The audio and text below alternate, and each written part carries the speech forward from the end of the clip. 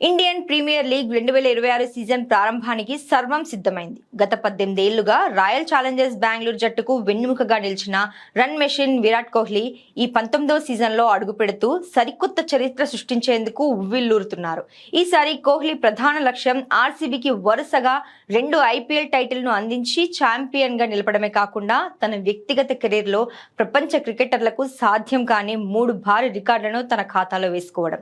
2008 నుండి ఒకే ఫ్రాంచైజీకి ఆడుతూ నిలకడకు మారుపేరుగా నిలిచిన కోహ్లీ ఈ సీజన్లో సాధించబోయే మైలురాళ్లు టీ20 ఫార్మాట్లో ఆయన స్థాయిని శిఖరాగ్రానికి చేర్చనున్నాయి.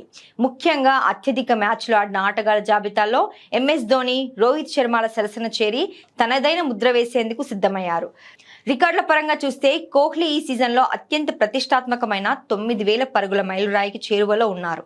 ఇప్పటి వరకు 267 మ్యాచ్ల్లో 8,661 పరుగులు సాధించిన ఆయన ఈ 2026 సీజన్లో మరో 339 పరుగులు చేస్తే ఐపీఎల్ చరిత్రలో ఈ ఘనత సాధించిన తొలి బ్యాటర్గా అవతరిస్తారు.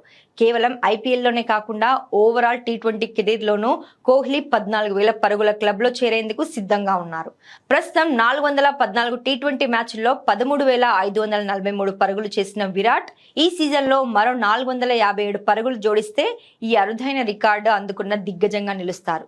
9 సెంచరీలు, 105 హాఫ్ సెంచరీలతో టీ20లో తిరుగులేని రాజుగా వెలుగుతున్న కోహ్లీ ఈ 19వ సీజన్లో తన బ్యాట్తో ఇంకెన్ని సంచలనాలు సృష్టిస్తారో అని ప్రపంచవ్యాప్తంగా ఉన్న క్రికెట్ అభిమానులు ఆసక్తిగా ఎదురుచూస్తున్నారు.